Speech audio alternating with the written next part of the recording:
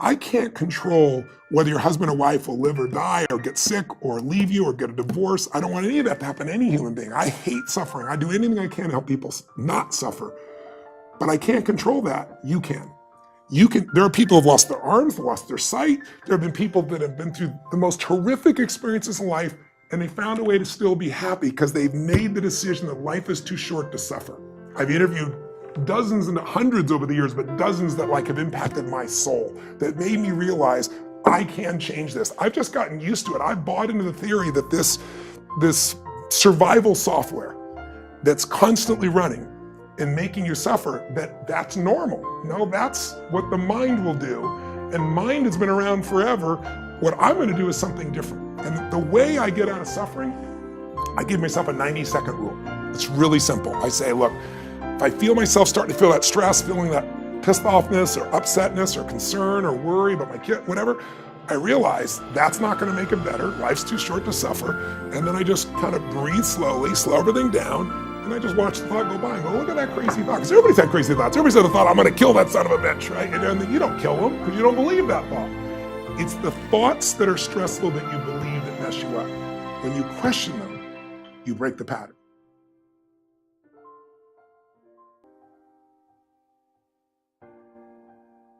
There are certain patterns that cause people to be fulfilled, to be happy, to fit, to be strong, to feel alive, to be vibrant, to have passion in their life, to do well financially, but even more importantly, emotionally, psychologically, spiritually, in their health and their relationships. And there are also patterns that make people frustrated, overwhelmed, depressed, sad, lonely, cause them to be struggling financially, struggling with their body, struggling intimately. And those patterns, they're not because there's something wrong with somebody, it's because of a pattern that we're doing. Now, what's the fastest way to create a change? In basically developing the one thing that all people have in common who succeed, they're leaders. Because I don't care what style you are, I don't care if you're a mom, if you're a great mom, you lead your child, you're not led by your child. Or a great dad. If you're a great business person, you're a great salesperson, you're a great negotiator, you're a great anything, you're a great human being. This has been my entire life's obsession. What makes the difference in people's lives? And that leadership component, as I say, doesn't always mean somebody follows you. A leader is somebody who lives life on their terms, that you will never settle for less than you can be or share or give or create. It's not what we get that makes us happy, it's who we become. How we live our life, who we are as a person. People can take away all the things, but who you become, no one can take away. And the problem is most of us are trying to be something we're not. And it isn't so much about change, about changing yourself. The change happens when you be yourself. Know thyself, that's the hard part for most people, and then be thyself. Because most of us in our lives, out of our desire for respect or achievement or love or connection or something, we've been trying to be the way we think we have to be in order to get that love, respect, appreciation, whatever it is we've been after at some unconscious level. And we've been doing it so long that we think that this is who we are. Because success without fulfillment is failure. And I can't tell you how many people I work with who are supposedly the best in the world at what they do, and they have more money than they can spend, and they have all these people that love and respect them, and yet they're unhappy inside. Because if you want to know what's really you, where you're going to be alive is when it's really you. And you may even think you know who you are because you've been living a certain way, but I'll tell you how you'll know. You'll feel euphoric, you'll feel strong, you'll feel unlimited, you'll feel free. I have seen, out of 3 million people around this earth in 80 countries, I've seen just about anything you can see, and there are only so many patterns. And what you're going to find underneath all of this behavior is we have the same needs. When you understand what those needs are and which ones you're focusing on, you start to understand why people do the crazy things they do, including you and I. And you begin to understand, hey, there might be a better way to meet my needs, and I don't have to get caught up in this game of stress and frustration and upset, or I could really help this person I care about, because I could see what's really going on.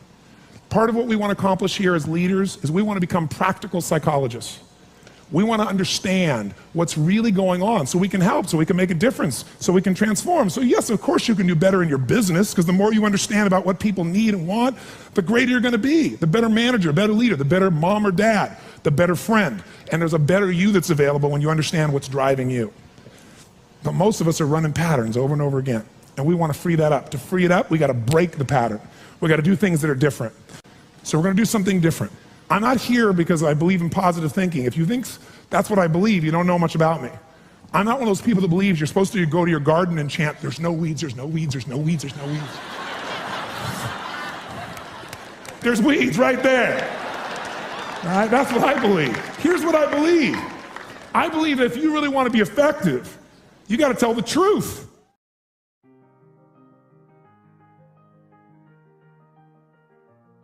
What I want you to get is that the single most important skill in life, it's the word that all leaders have. What would that word be? Influence. What changes companies is leaders. The only way to change a company is leadership. If I want to change a company that I own and I want to make a shift in that company, the number one thing I'm going to do is shifting leadership. That might be taking leaders to a different level. That might bring new leaders in. That might be new leaders of new voices with new perspectives, with new skill sets, new directions. But we need to take things to another level. Leaders solve problems and leaders maximize resources. If you're going to solve problems, you can't do it yourself. It would have already been solved. You have to get others to help you to do it. That requires influence. True? If you're going to get people to maximize resources, that requires influence. If you're going to get people to partner with you, provide you resources, capital, suppliers, anything, that requires influence. If you're going to have an impact on your kids or your community or the world, that requires influence. There is no more important skill of leadership than influence. And yet most of us think of it like selling, and as a result, we don't master influence. So I'm not here today to try and get you to become a master of influence in 45 minutes or so of my chatting with you here, because we have so many of the speakers. This is the area of life I am most focused on. Because I know that if you can't influence, you can't lead. But if you can influence powerfully, intelligently, with integrity, there's no limit to whatever you can envision and what you can make real.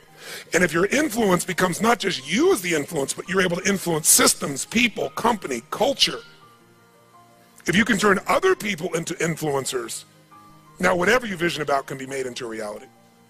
And so as a skill of influence, we got to ask ourselves, how many agree leaders are what change companies? Raise your hand if you agree with that, say aye. And leaders' number one skill is influence. If you agree, say aye. But then the question becomes, how do you influence? How do you influence consistently with integrity? You can influence many ways. You can do it without integrity. But the good news is we live in a world today where whatever you do, it's transparent to the world because there are no secrets anymore, are there? Try to have a secret today, bless you. You can forget the secret. With the internet, with the culture we have, with the way the world is today, there are no more secrets, and whatever you think is still possible to keep secret, give it 3 or 4 more years and it'll be impossible. Every phone call you make is recorded. There's no single phone call that goes in and out of North America that they don't have a recording of, and they can search by word, by tone, by tempo. They can even recognize voices now. There is no such thing as privacy. Everything you've ever put on the internet is there forever, and people know it and can search it. The way you write is searchable now. You can not sign your email, you can put it on somebody else's email, and the structure of your language and the way you influence things can be studied at this level. So the good news about that is manipulation as an ongoing tool for success is over. But adding value will never go out of style. Truth will never go out of style. So influencing with integrity is the secret. But what really influences people? Do facts and figures, we give you enough facts and figures out of a core story, is that going to influence people? No. It's the weaving of that story together in a way that produces what shifts people. And that's human emotion. Ultimately, the big game here is emotion. You have to influence emotion. You have to influence the emotion of your people. If you're going to maximize resources, and if we all agree, as we talked about the other day, it's not a lack of resources, it's a lack of what? Resourcefulness. If you're creative enough, if you're playful enough, if you're determined enough, if you're focused enough, you can find a way. If you're giving enough, if you're generous enough, if you're honest enough, if you're courageous enough, you will get people to help you. You will find the way. You will make that thing happen. You'll access the resource. You get someone to coach you, teach you, loan it to you, let you try it, drive it, experience it. So it's the ability to influence emotion, because that's what affects our intellect. That's the bottom line. A core story is only there to give you a set of facts to educate someone that will make them emotional enough to make a decision. And what they do is they go through a series of things that you have emotions about. They may say them in a non-emotional way, but the only reason they work is because you know they're going to open the person's emotion. How many agree with me on this? Say aye. So as leaders, we can never forget that humans are emotional creatures, including ourselves. And to influence other people, we have to know what already influences them. And we can't ever forget what truly influences them. It's going to come down to our ability to connect with them at a deep emotional level or get others to do the same. Here's how I'd say it in a really simple term. To influence someone, you have to already be influenced. Right? To move somebody, you better be moved. To touch somebody, you can't touch somebody about your product or service or vision or idea or your company if you're not touched. To persuade others, you have to be persuaded. You can't give somebody else what you don't have. Now, you may have it intellectually, and here's the challenge. When you first meet somebody in your relationship, and you're all excited, what's the level of energy like? 0 to 10, make the sound of that energy. You meet somebody you're totally excited by, make the sound, everyone. 6 months, 6 years, 20 years later. It's scary, isn't it? And it's not time, because there are people I've been with them, been together 65 years, and they're still out of their mind for each other. They make the same amount of noise you did in the beginning here. What changes is, very often, when you're around something enough, I don't care what it is, there's a law called the law of familiarity. The law of familiarity says this: if you're around something enough, you take it just a little bit for granted. And it doesn't matter what it is, it's not that you don't care, it's that you get used to it. It's that the variety of it is not quite as high. It's not so new, and with that, sometimes you give it less significance. Even though in your heart you know it's significant, you don't keep the aliveness of it. It becomes something you intellectualize versus something you feel inside your body with a passion. So there are people who say, but we love each other. Yeah, well, that's great. You know, hug each other every now and then. You say you love each other, little kiss like that. Was that how it was in the beginning? No. It isn't time. It's that most people don't understand that this emotion, this intensity, this passion has to be constantly reinforced every single day. And like any muscle, if you don't use it, so then you have the base understanding of why you do what you do, but you've lost the energy that makes it alive. And so if you're going to be touching people, you got to be touched. So then the question is, how do we influence ourselves? How do we influence other people? We got to get them into their emotions. We got to get ourselves into the emotions that are going to move us to action. And we got to do that ongoing, because otherwise all the stuff you wrote down will die. It'll die in your book, it'll die in your head. There has to be a level of emotion, a level of hunger in you that makes you go follow through. There's got to be a level of energy in you that when you go share it with people, you're able to influence them to follow through. And when they don't do it, enough to get back in there with them again and get them to do it again. This is where the whole game gets won or lost. Do you agree or disagree with me on this? So what we got to look at is, first of all, us. How many of you have days when you wake up and you feel like, I don't want to talk to people today? How many got days like this in your life? Say I. But again, as I said the other day, if you're the leader, you don't have that choice. If you're the leader, you have to get in a good state. If you're the leader, you have to get yourself in that place. And how many of you have had some gut checks? Let me see again in the last 6 months, 12 months in your business with economy changing like it's never changed before. How many have had those gut checks? Say I. So what do? We have to become masters of influence, which means we have to be able to master the state of our own organization. To master the state of our own organization, we got to know how to change that. How fast, my friends? How fast? And where does it have to start? Ourselves, since we're the first constraint. And if we can do it with ourselves and influence, then we can teach everybody else to influence. We've said business is innovation and marketing. You have to influence people to innovate, because they're not going to just do it because they're used to what works and it's easier and they know it. Innovation means massive what? Change. How many people go, give me more massive change in my life with all the other things I'm trying to hang on to? They're not going to do that. You have to influence people to innovate.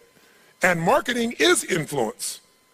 So, what influences us is our states. How do we change our states? Let's start with you and I and with anybody we're going to work with. You've worked with me before, you know the first answer. If you're going to change somebody's state, the fastest way to do it is physical.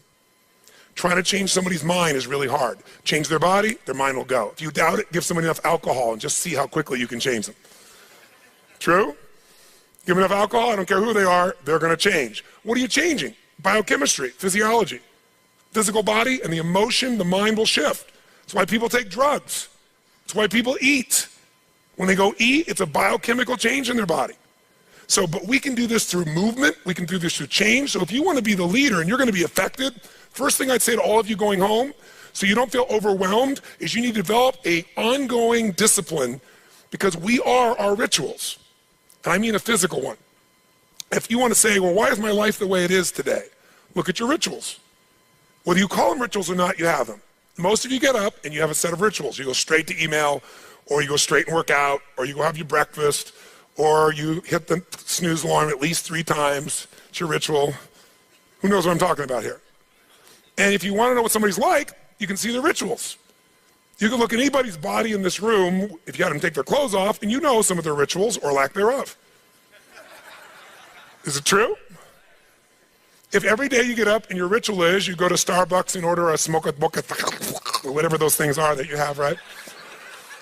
And a big muffin and whatever it is, right? And that's what you do every day. It's not hard to figure out what you're going to be like by 10:30 in the morning.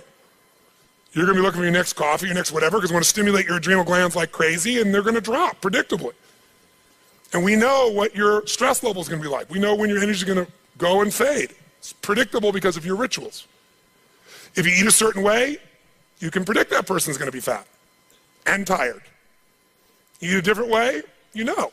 If a person eats and they exercise a certain way, you know what their body's going to be like. Who here works out 5 days a week, never misses? It's just your life. Let me see your hands.